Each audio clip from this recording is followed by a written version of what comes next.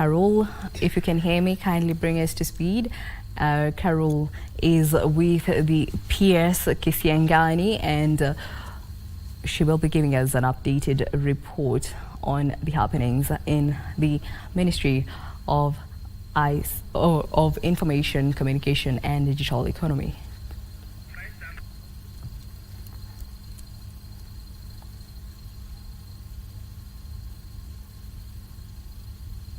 Thank you for joining us right here at the CA headquarters, that's Communication Authority headquarters, where the principal, that is a PS for telecommunication and broadcasting, PS Kisangani, together with his team, has been going round to just assess the situation when it comes to these cyber attacks that we've been seeing in the last 1 week. And although the situation has been arrested, the government has been keen to ensure that these cyber criminals, when it comes to hacking, have been have been arrested. This has seen the PS to come here and explain to us what has been happening when it comes to some of these cyber attacks. PS, thank you for joining us. Maybe you can tell us the magnitude of these cyber attacks that we have been seeing in the last 1 week. Well, the attacks were huge, but the impact is not big. Whoever was attacking our systems launched missiles in the military sense, but most of them didn't land. So our systems are working. Where there was a small hitch, we have restored all of them.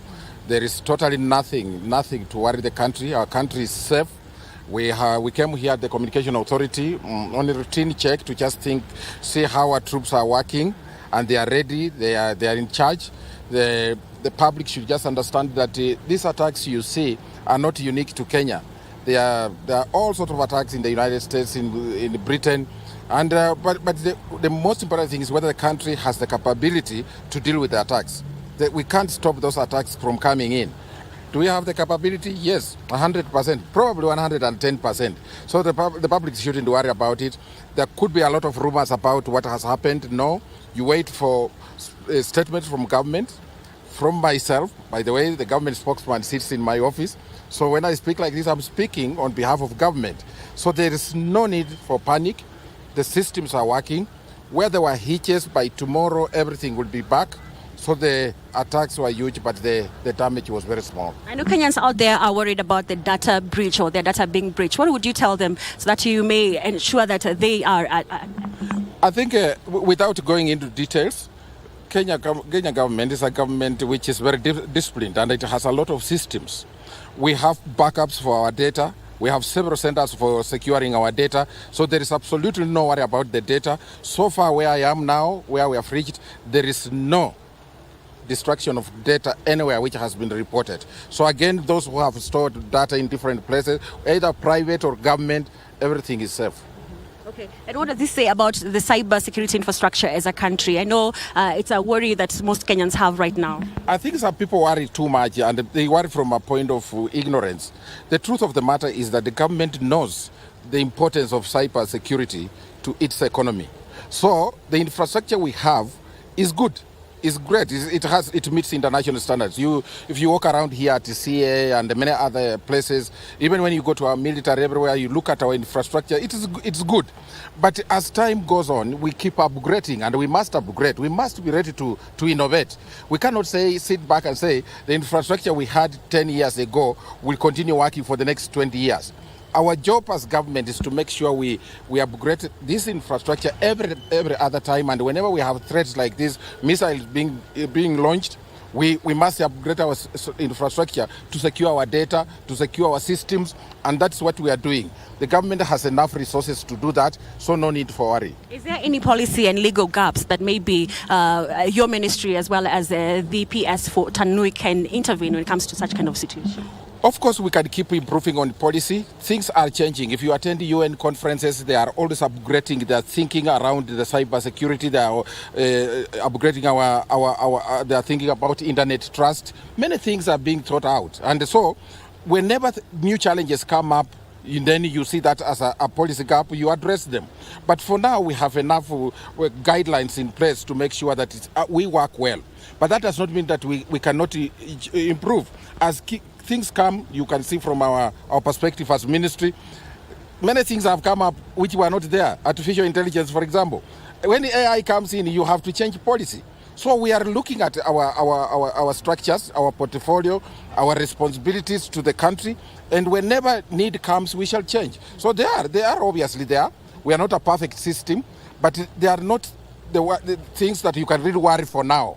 But wherever they come up, we shall inform the public and we work on them. After all, whenever we make those changes, we ask the public to participate. So we shall not do things secretly. Okay. And we have nothing to hide. So going forward, the situation will be taking... I want to assure the country that as PS for broadcasting and telecommunication, and on behalf of government, everybody, our visitors, our citizens, everything is safe. There is no need to worry.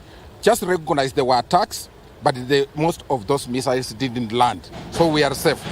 Yes. Thank you, Board of PS. But Adiji, if I may ask you just a few questions. I know you have taken the PSs through a routine checkup to see the system. I'd like us to paint a picture for us in terms of detection of the attacks that we see, maybe on an hourly basis or rather maybe on a daily basis. Now, here where we are standing, we have a framework of operation we call the National Computer Incident Response Team. Basically, it's a multi-agency team that brings together different actors within government to be able to detect and prevent potential cyber threats that we see. So the infrastructure that we have here and the human capacity that we have here, on a 24-hour basis, we monitor the cyberspace. And on a daily basis, where we see the critical risks, we are able to identify those risks and we're able to share with the relevant agencies for purposes of action. So if you look at the last 1 month, I can say that we've had up to 11 million attacks in the last 1 month. And it happens normally. As the peers have said, so when you have 11 million cyber attacks targeted on Kenya, is Kenya prepared to deal with them, to mitigate any negative impact that is likely to arise? And we can say that on a daily basis, we do that, and that's why this digital space has been operating efficiently and effectively. So yes, over the subject matter, in the last 1 week, of course, you've seen heightened activities regarding critical government infrastructure, but as the PS has said, we are happy. We've actually turned the corner. We're out of that risk area, but we are strengthening our systems, and as well as coordination and collaboration with all actors in government as well as private sector to just ensure that the country is safe and that people can go back to normalcy, do their business as usual. Thank you so much. Well, that has been the Director General for Communication Authority right here with the PS Telecommunication and Broadcasting, speaking to us about what we have seen in the last 1 week, when we have seen various government platforms being hacked, or rather trying to hack some of this. And you've heard from the ICT Ministry saying that no information has been breached and they have been able to arrest the situation. Back to you in studio.